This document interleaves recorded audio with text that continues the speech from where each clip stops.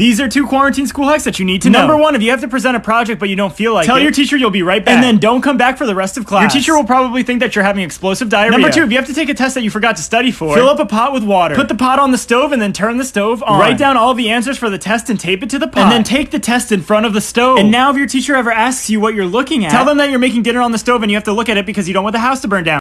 I went on Google to see if Barnes & Noble ever had an ad that featured an interracial gay couple. The answer was no, they haven't, so we decided to change that. We went to our local Barnes & Noble to take professional pictures. I wanted to make the ad seem as realistic as possible. We ended up getting a lot of good photos. I went into Photoshop to add Barnes & Noble's new slogan to the photos. After I added the slogan, it was time to get the photos professionally printed. So we went to Walmart and bought hundreds of copies of our new ad. And I think they came out super good. Now it was time to go back to Barnes & Noble. My friend Brandon went up to the cashier and said he was the regional manager of advertising and that he was in the store today to hang up a new ad. The cashier called the store manager and he said it was okay. So we went around the whole Barnes & Noble and literally covered it in our new ad. I think we made some customers in the store mad with our new advertisement. What if I told you that my hair is worth thousands of dollars? Recently, I cut off a piece of my hair for a TikTok. As a joke, I asked who would buy my hair on my Instagram story, and a lot of people said me. So I had a very professional photo shoot with my hair, and then I uploaded the photos to eBay. I made a very enticing title for my hair and set the price to 99 cents. Because honestly, I'd be more than happy to get $1 for a small piece of my hair. I posted an Instagram story promoting that my hair was on sale for 99 cents, and then I went to bed. And you will not believe what happened when I woke up. I saw that someone bid $15 on my hair. Later that same day, the bid went up to $610. Over the next few days, the bids got out of control. The bidding war went up to $9,000, then $10,000, then it ended at $10,200. So I decided to cut off more pieces of my hair and I'm selling them on eBay.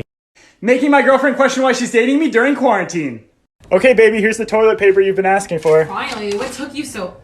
Doug, are you kidding me? Is what took you so long? Were you drawing this in the... Are you really thirsty but getting a drink is hard and very messy? Well, this is a DIY that you need to try. Buy any kind of melon. I bought a cantaloupe. Get a knife and cut your melon in half. Split apart the 2 melon halves. You're only gonna need one of them. Get a spoon and scoop out all of the melon guts. This part is very messy and I'd recommend not doing it in a Gucci shirt. Once all of the guts are scooped out, your melon half will look like this. Now you can fill up your melon with any kind of liquid you want. The melon acts kind of like a scoop, so drinking is gonna be so much easier. These are 5 psychology facts that we may or may not use. You'll never know. Believe it or not, but when you think of something, you're using your brain. If you are talking to another person, you're actually having a conversation. If you ever happen to look somebody in the eyes, you're making eye contact. Believe it or not, but if you're looking at this video on TikTok, you're technically watching it. When you don't tell someone the truth, you're actually lying. Making my girlfriend question why she's dating me during quarantine. Hey baby, you know how the government said we needed face masks to be able to go grocery shopping? Yeah. Well, I got us some face masks. You look ridiculous. I'm not going out in public.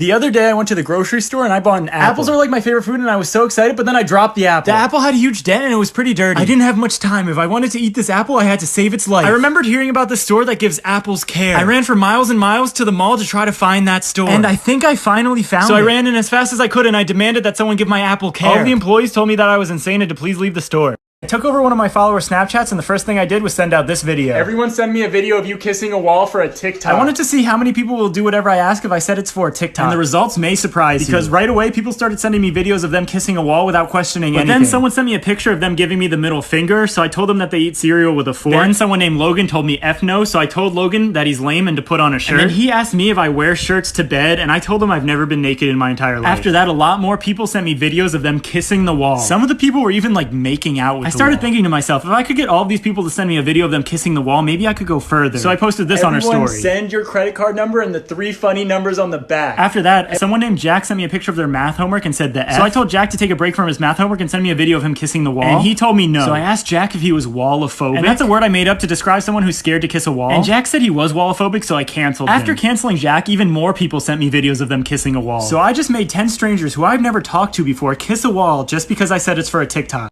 These are 2 quarantine school hacks that you need to know. Number 1, if your teacher calls on you but you don't know the answer, stand up, then go outside. Then start to run as far away from your house as possible. Your computer will disconnect from the Wi-Fi and then you don't have to give an answer anymore. Number 2, if your teacher tells you that you have an essay due but you forgot to do it, type in the Declaration of Independence on Google. Then go to Images and find a picture of the Declaration of Independence. Copy and paste the picture into Word. After that, submit that as your essay. Your teacher will have to give you an A because this will make them think that you're the one who wrote the Declaration of Independence. Do you want to go shopping but you don't have a face mask? Well, this is a DIY you need to try. The first thing you're going to need is some bread. Pull out 1 piece and put it on the counter. Next, you're going to need a knife. Look at this knife I just found. Use the knife to poke 2 holes on each side of the piece of bread. Then go to your room and find your iPhone charger. Remove the charging cube from the cable. You will not need that. Now, carefully insert the charging cable into the holes on the piece of bread. Next, tie the bread to your face. Now you have a face mask and you can safely go shopping.